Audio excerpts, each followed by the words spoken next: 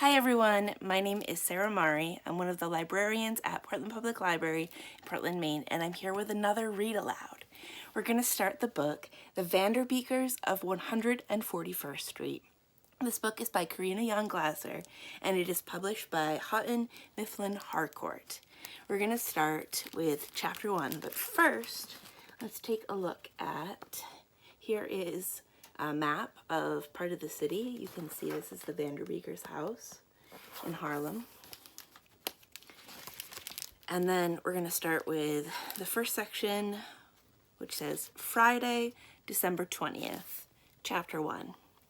In the middle of a quiet block on 141st Street, inside a brownstone made of deep red shale, the Vanderbeeker family gathered in the living room for a family meeting. Their pets, a dog named Franz, a cat named George Washington, and a house rabbit named Pagini sprawled on the carpet, taking afternoon naps in a strip of sunlight. The pipes rumbled companionably within the brownstone walls. Do you want the good news or the bad news first? The 5 Vanderbeeker kids looked at their parents. Good news, said Isa and Lainey. Bad news, said Jessie, Oliver, and Hyacinth. Righto, said Papa. Good news first. He paused and adjusted his glasses. You kids all know how much Mama and I love you, right? Oliver, who was 9 years old and wise to the ways of the world, put down his book and squinted. Are you guys getting divorced? Jimmy L's parents got a divorce. They let him get a pet snake. He kicked the backs of his sneakers against the tall stack of ancient encyclopedias he was sitting on.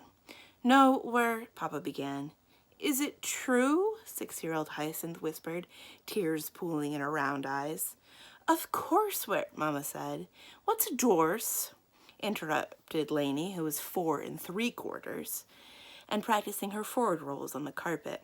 She was wearing an outfit of red plaids, lavender stripes, and aqua polka dots that she had matched herself. It means Mama and Papa don't love each other anymore, said 12-year-old Jessie, glaring at her parents from behind chunky black eyeglasses. What a nightmare. We'll have to split our time between them, added Isa, Jessie's twin. She was holding her violin and jabbed her bow against the arm of the couch. Alternating holidays and summers and whatnot. I think I'm gonna be sick. Mama threw her hands up. Stop! Everyone please stop. Papa and I are not getting a divorce. Absolutely wrong. We are going about this all wrong. Mama glanced at Papa, took a deep breath, and briefly closed her eyes. Isa noticed dark circles under her mom's eyes that hadn't been there the week before. Mom's eyes open. Let's start over. First, answer this question. On a scale of 1 to 10, how much do you like living here? The Vanderbeeker kids glanced around at their home, a brownstone in Harlem, New York City. It consisted of the basement, a ground floor with a living room that flowed into an open kitchen, a bathroom and a laundry room, and a first floor with 3 bedrooms and a walk-in closet turned bedroom where Oliver lived, and another bathroom all lined up in a row. A door on the ground floor opened up to a skinny backyard where a mommy cat and her new litter of kittens made their home under a hydrangea bush. The kids considered Mama's question. 10. Jessie, Isa, Hyacinth, and Lainey replied. 1,000,000, said Oliver, still squinting suspiciously at his parents. It's the best place in the world, reported Lainey, who somersaulted again and knocked down Isa's music stand. The pets scattered, except Franz, who didn't flinch, despite now being covered in sheet music. We've lived here most of our lives, said Isa. It's the perfect home. Except the Biederman, of course, added Jessie. The Biederman lived on the Brownstones' 3rd floor. He was a seriously unpleasant man. He was also their landlord. Mr. Biederman, Papa corrected Jessie. And it's funny you mention him. Papa stood up and started pacing the length of his couch. His face was so grim that his ever-present smile creases disappeared. I didn't see this coming, but Mr. Biederman just told me that he's not renewing our lease. He's not renewing our... Jessie started. Here's a map of, this is the ground floor, so that's the living room and the kitchen. You can see it's pointing to the stairs to the first floor, and the stairs to the basement go underneath it. Oh, and it opens up into the backyard. And then this is the first floor, where the stairs to the 2nd and 3rd floors go. And there's Mama and Papa's bedroom, the bathroom, Hyacinth and Lainey's room, Oliver's bedroom that used to be a closet, and Isa and Jesse's room. What a punk, shouted Oliver. What's a lease? Asked Lainey. Papa continued as if the kids hadn't spoken. Now, you've all done a great job this past year respecting Mr. Biederman and his need for privacy and quiet, he said. I mean, I thought for sure he would have kicked us out a couple years ago when Oliver hit that baseball through his window, or when Franz used his front door like a fire hydrant. I'm surprised he's making us leave now, after a spotless record this year. Papa paused and peered at his children. The kids nodded and looked back at him with innocent eyes, all except Oliver, who was hoping that no one remembered his little incident earlier that year when his frisbee snapped a sprinkler pipe, causing a blast of water to shoot right into the Biedermans' open window. Papa did not bring up the sprinkler incident. Instead, he said, "We have to move at the end of the month." The room exploded with indignation. Are you serious? We've been so good, there might as well be halos above our head, exclaimed Jessie, her glasses slipping down the bridge of her nose. I haven't bounced a basketball in front of the building in months, Oliver said. What's a lease? Lainey asked again. Isa has to practice violin in the freaking dungeon, said Jessie. Language, Mama warned at the same time that Isa said, I like practicing down there. Papa looked at Lainey. We have a lease with Mr. Biederman. It's an agreement between us for living here. Lainey considered what Papa said as she prepared another somersault. So that means he doesn't want us. It's not that, Mama trailed off. I think the beetle man needs hugs, Lainey decided. She completed an accident-free somersault and then rolled over to lie on her stomach, searching for her bunny, who had taken refuge under the couch. Jessie glanced at the calendar on the wall. So that's it? We've only got 11 days left here? Is he really going to make us move right after Christmas? Asked Isa. Is it because I can't keep Franz quiet? Asked Hyacinth as she chewed her fingernails. When Franz heard Hyacinth say his name, his tail gave a little wag and his eyes fluttered open and then drifted closed again. I think it's my fault, Isa said. Her siblings stared at her. No one could imagine perfect Isa ever being the cause of getting kicked out of their home. You know, because of my violin playing. Kids, it's no one's fault, Mama interjected. Remember how Papa and Uncle Arthur installed those energy-saving windows last year? Those windows are much more soundproof than the old ones. We've done all we can to persuade Mr. Biederman to let us stay. I even left a box of lavender macarons outside of his door. Mama blinked rapidly. As a professional pastry chef, she took macarons very seriously. What a waste, grumbled Oliver, who also took macarons very seriously. Will our new place have a basement so I can practice? Asked Isa. I'm only moving if I can have a science lab in the new place with a Bunsen burner and new Erlenmeyer flasks, Jessie said stubbornly. My room's got to look exactly the same, right? Like exactly? Asked Oliver. Will we move close by so Franz can keep all of his doggy friends? Asked Hyacinth. At Hyacinth's comment, the other kids widened. They'd never considered that they might have to leave the neighborhood where they knew everyone on the block by name, age, and hairstyle.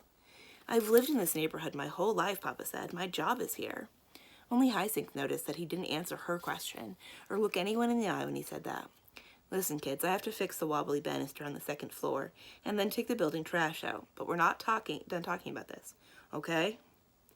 Papa took his worn blue coveralls off the coat hanger and pulled them on over the work clothes he was wearing for his computer repair job.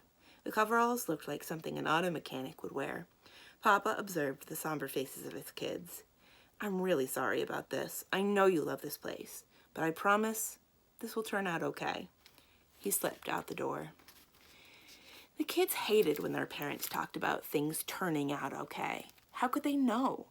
Before the kids could start in with the questions again, Mama's cell phone pinged. She glanced at the caller and then back at the kids. I have to get this, but don't worry, we'll talk about it more, I promise. The kids watched her rush up the stairs and then heard her say, Yes, Miss Mitchell, thank you for calling. We're very interested in that apartment you listed, followed by her bedroom door shutting. Move, said Oliver, breaking the silence. That's bananas, rotten Biederman.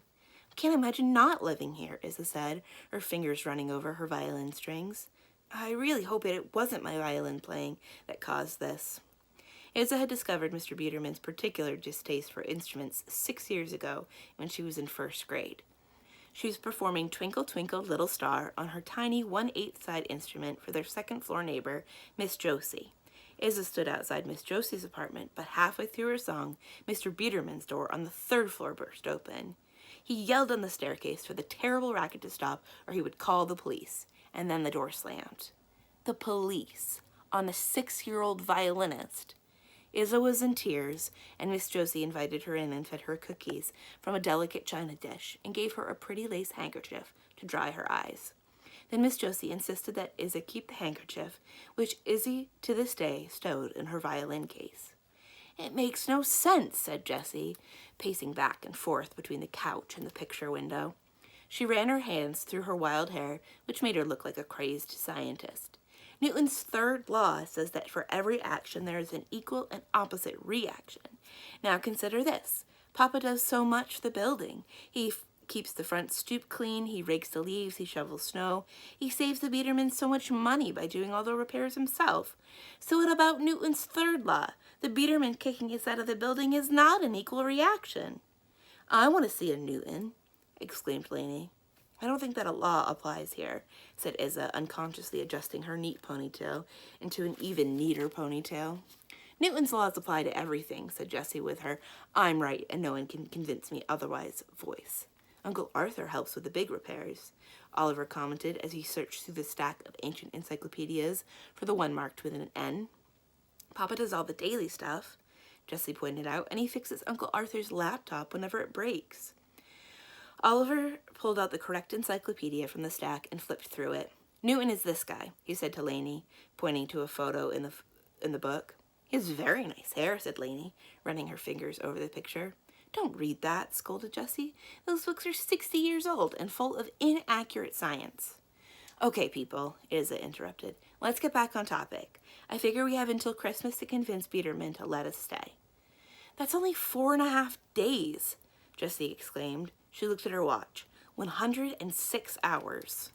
"Exactly. Less than 5 days, people. Who has ideas?" "Give him lots of hugs?" suggested Lainey. Oliver rubbed his hands together and raised one eyebrow. "Let's spray paint his door." He gave a dramatic pause. "With disgusting bathroom words." Isa ignored her brother. "Lainey, I think you're right. We should try to do nice things for the Biederman. Change his mind about us." Jessie and Oliver looked skeptical. Hyacinth looked scared. Lainey looked ready to give out hugs. Lots of hugs. After a long silence, Oliver shrugged. "I'd be willing to do nice things for him if he lets us stay." "I guess I can try to be nice to him," Jessie said. Isa gave her a grateful look. "Although if this doesn't work, Oliver and I totally get to spray paint his door. What do you think, Hyacinth?" "He scares me," Hyacinth said, chewing at her pinky finger. "It's 5 against 1, Oliver said. "What could he do to us anyway?" "I know you can do this," Isa said to Hyacinth. "You need to channel Hyacinth the Brave." Hyacinth nodded, but continued to gnaw at her pinky. Isa mused. "Wouldn't it be great if we were able to convince the Biederman to let us stay? It would be like giving Mama and Papa the most amazing Christmas present ever." The Vanderbeekers kids thought about giving their parents the best Christmas present ever. Of course, Hyacinth had already made presents for them. She had completed them about 2 months ago, but she still liked the idea of a group gift. Oliver, who spent quite a bit of time contemplating what he was going to get for Christmas, just remembered that he was expected to give gifts as well. "Mama and Papa deserve an amazing present from us," Oliver decided. "Let's keep it a secret." Isa looked at him. "You haven't gotten them anything yet, have you?" Oliver quickly changed the topic. "If it's a secret, we need to make sure you-know-who doesn't spill the beans." He gave a not-so-discreet nod towards Lainey. "Lainey, this is a secret," instructed Jessie. "Right," Lainey agreed promptly. "Right what?" Jessie said. "Right, let's be nice to Beakermack." Lainey said. "Yes, but we're going to keep a secret from Mama and Papa, right, Lainey?" Jessie prompted. "Right." The 5 kids started exchanging ideas for winning over the man on the 3rd floor. Operation Biederman had officially begun. They tried to feel hopeful about their plan, but in the back of each of their minds they were all thinking the same thing. How do you make friends with a man you have never seen and who has not left his apartment in 6 years? Chapter 2. The northern side of 154th Street was buffered by brownstones standing shoulder to shoulder, as if marching in formation. The buildings were all about the same height, with a ground floor, called the garden level, and 3 more rising above it.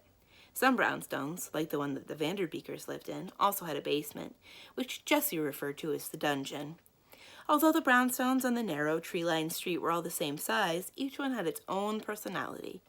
One brownstone was rotund, like a jolly, well-fed grandfather, with a curved facade and decorative curlicues round owlish windows. A few skips down stood a perfectly symmetrical brownstone with a more regal disposition, which stood in direct contrast to its frivolous neighbor. A brownstone with flashy turrets and multicolored shingles that sparkled on sunny days.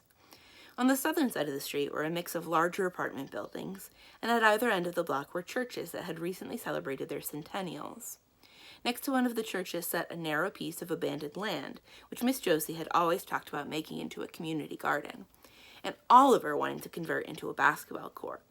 2 blocks to the west was a thin sliver of park built into a rocky hill, and at the top of the hill was a series of castle-like structures that made up the City College of New York's Harlem campus. The sidewalks of 151st Street were wide, but the street was narrow. Majestic street lamps were staggered on both sides of the sidewalk, spaced 50 paces apart. The post stretched past the first floor of the brownstone and then curved over like a crashing wave. In the evening, the warm glow of the lights made passerbys feel that the street must have looked the same 100 years earlier. The Vanderbeekers' home, a humble red brownstone with a weather vane that spun on windy days, sat in the exact middle of the street.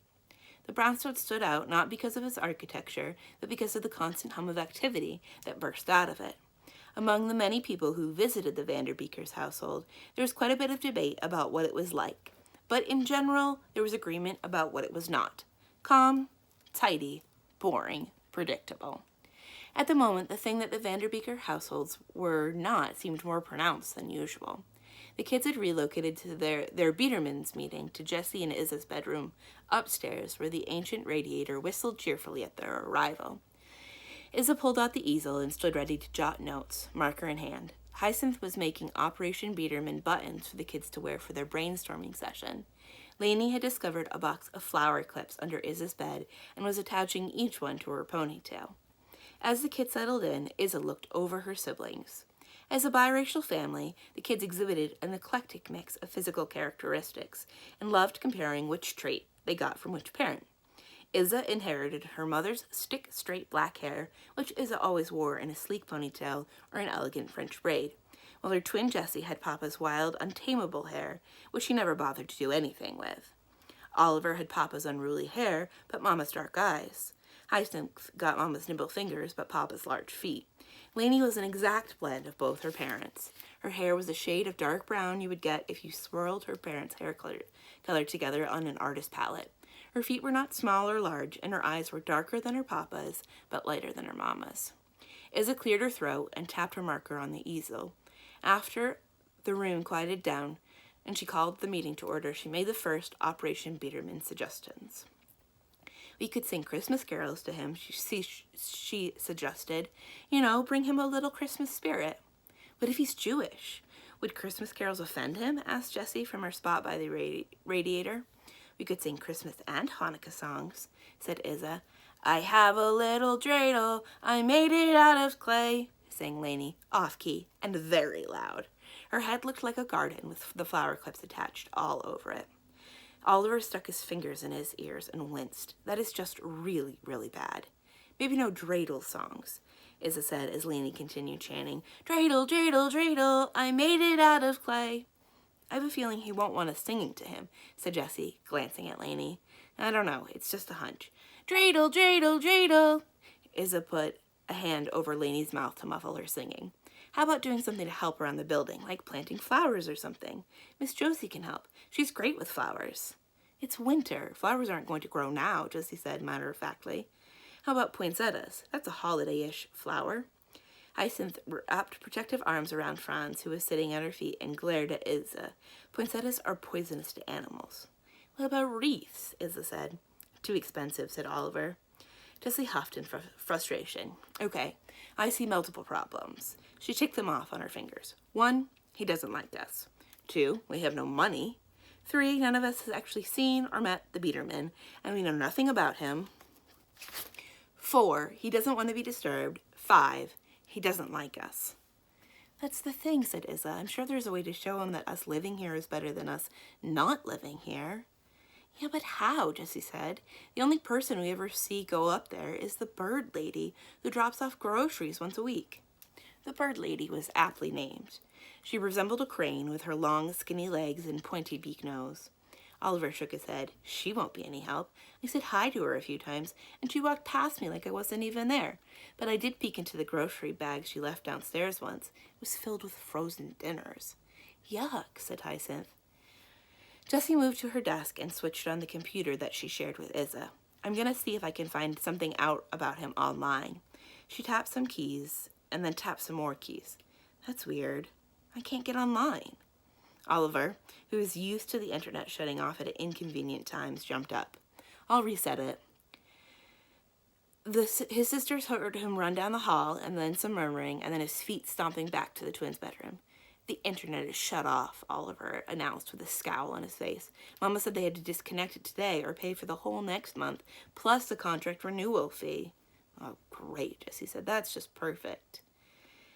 Isa sensed discontent brewing in the room. Maybe we need more time to get our best ideas together.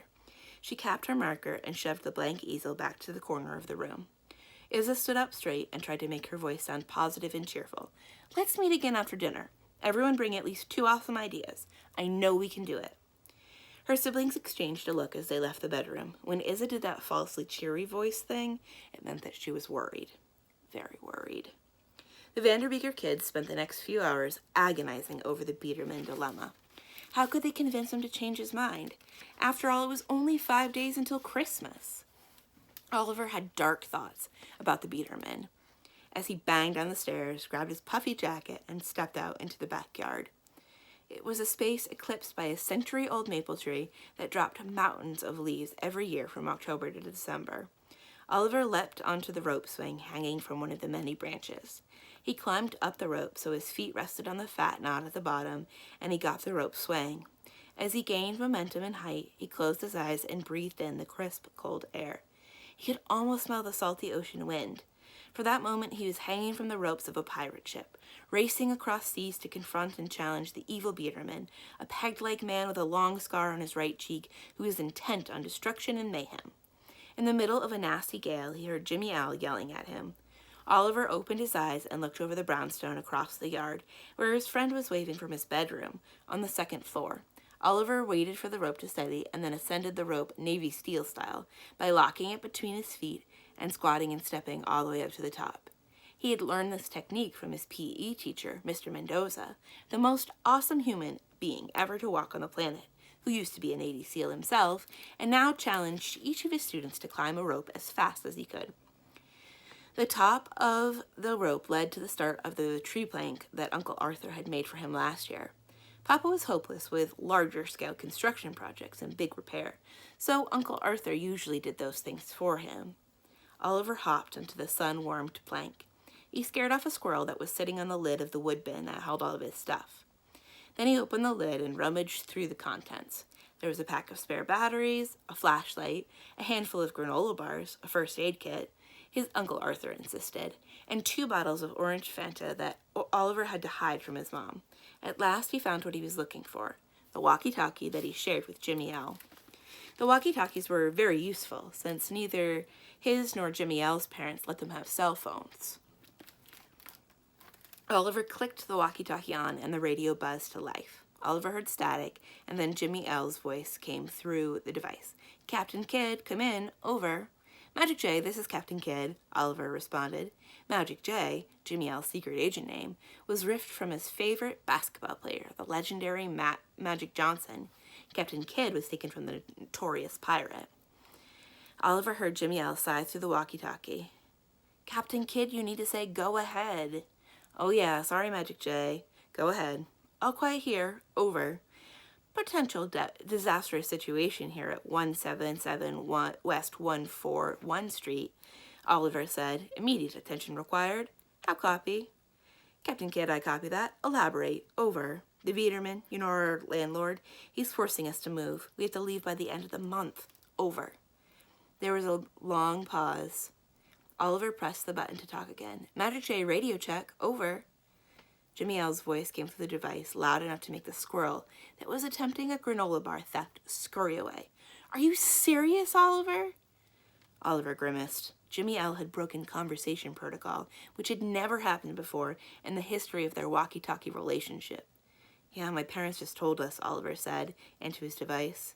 Is this the neighbor dude who yelled at your dad when we hit the baseball into his window? That's the one, Oliver replied.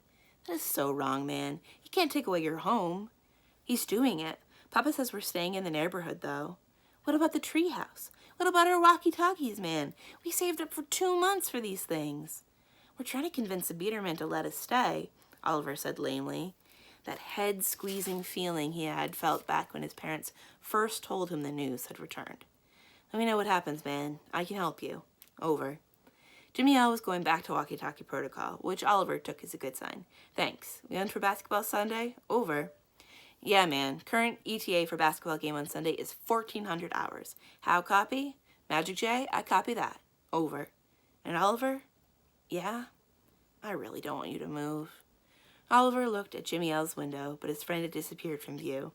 The sun dropped behind a building, and a shadow fell across the treehouse. Magic J, I read you loud and clear. Over. That's where we're going to stop today. We'll pick up tomorrow with Chapter 3. We've been reading The Vanderbeekers of 141st Street by Karina Yan Glaser, published by Houghton, Mifflin, Harcourt. My name is Sarah Murray. I'm one of the librarians at Portland Public Library in Portland, Maine. Thank you for listening, and I'll see you soon. Bye.